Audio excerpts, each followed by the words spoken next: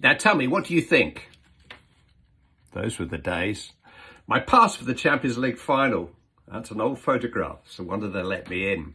It's a week on from Istanbul, and I'm very much in debrief mode, just filing away the notes that I had in front of me during the CBS coverage of the Champions League final. Thousands of you have taken an interest in how I prepare for big games, so I thought I'd give you an insight into how I unprepare, how I review and debrief, because that's how you get better. And one thing I definitely need to get better is this. Here I am with my excellent co-commentator Rob Green and a piece to camera before the game. There's no camera operator, it's a fixed camera in a very cramped commentator position, and it's difficult to get your position correct. I'm so big, I look like I'm from a different species. I could almost sit him on my lap and do a ventriloquist act. Could do better. Commentary is like any other job. If you start well, the rest should follow on from there. Pre-match is the one part of the broadcast that I have some control over, only some. Studio may hand to me a couple of minutes before the teams emerge, or a minute or so after. Whenever they do, you've got to find the right words to set the scene and the narrative. And Rob Green, enjoy the first half. We will see you again at half-time. There you go, gents. History beckons Pep Guardiola's team in Istanbul tonight. There's been a lot of talk about the treble, and that would be an historic achievement. But they've won the English Premier League before, they've won the English Cup finals before. This is the one they've never won. A treble of trophies will be almost a detail if they get their hands on the European Cup this evening. This is their obsession. It's one of the strange things about television, a medium that changes by the day, that television commentary doesn't change a great deal. You know how every match starts. The commentator waits for kickoff and then brings in the co-commentator, the expert, for some early thoughts. But because of Gundogan's very early goal in the FA Cup final the weekend before, I said to Rob Green, I'm going to try to get you in for your pre-match thoughts, pre-match. I didn't really give him enough time. City will dominate on possession. Inter Milan up against the side, but don't mind that. They will sit in and they will look to break. Already 10 o'clock local time. We may be well into the wee. Just trying to give a little bit of context for an American audience, mid-afternoon in most of the States. Into what is a mild Turkish night, still 68 degrees here. Fahrenheit for the States, not centigrade. Welcome along to CBS Sports live coverage of the 2023 UEFA Champions League final. Need to get Rob back in now. This is as big as it gets in this game. Just setting the scene for an audience that might not be familiar with this game. Nathan Ake is going to start on the left. Yeah, important early information that we didn't know how City would configure at the beginning of the game. Now I'm going to break some rules because the actual match content should not be seen beyond the shores of North America.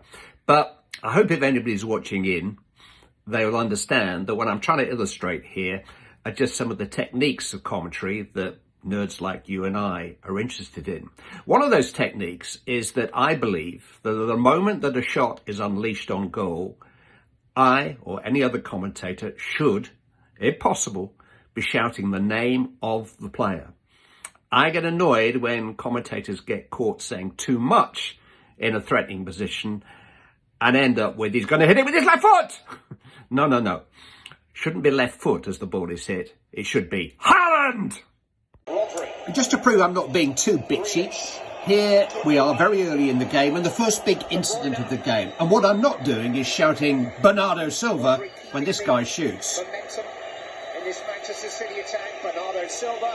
Ask yourself how you would have commentated on this better. He's allowed to come a long way and squeeze a shot just wide of Bernardo's right-hand post. He was almost looking into the whites of the keeper's eyes by the time he unloaded. Yeah, you can tell I'm floundering a little bit and I'm not altogether happy with the way I handled that.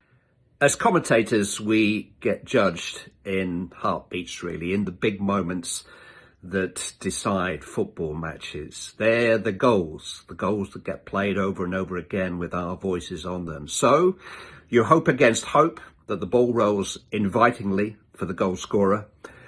And then B, you hope you get the goal scorer's name right. Of course, we don't know when the goal is coming or if it's coming. Midway through the second half, the game had got a little quiet, and so had I, which is good. Manchester City chipping away at that Nerazzurri wall.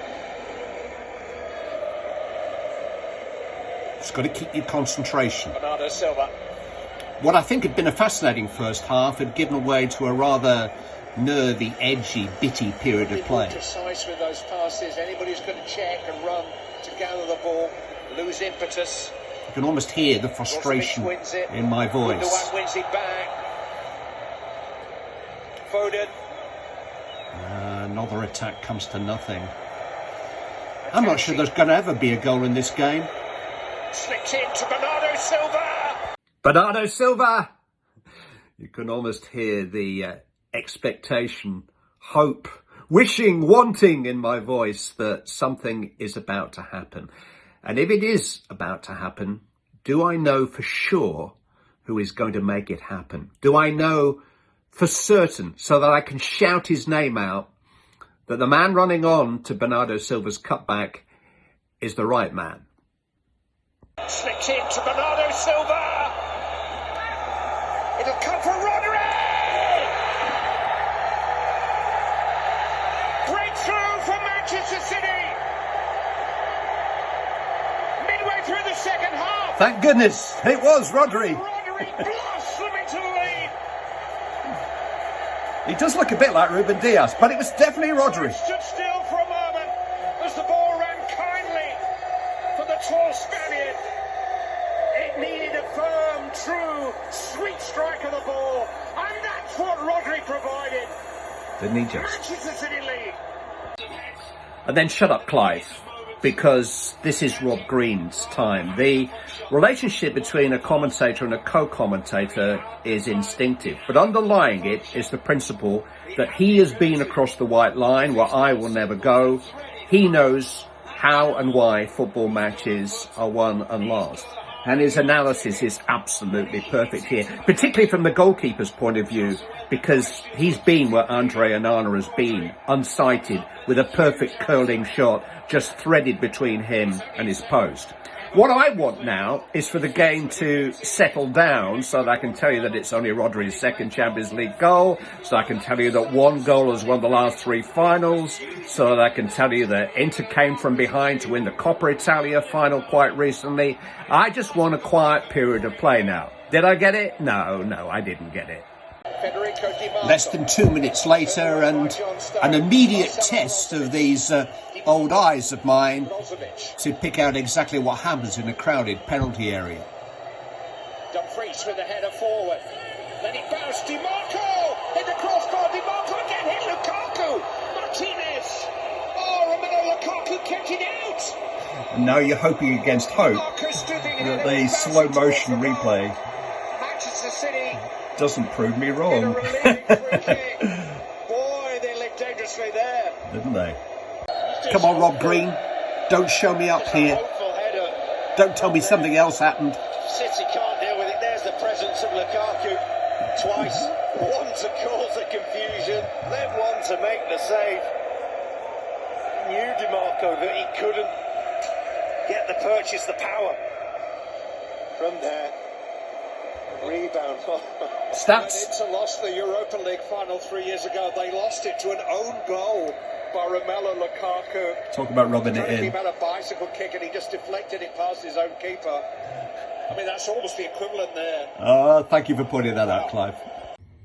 Commentators are remembered for the words that they find. Words are our tools. We should use them well. We should always be able to find the right words for the right moment. My great mentor, the late great Reg Gutierrez, used to say that great moments deserve something better than incredible, amazing.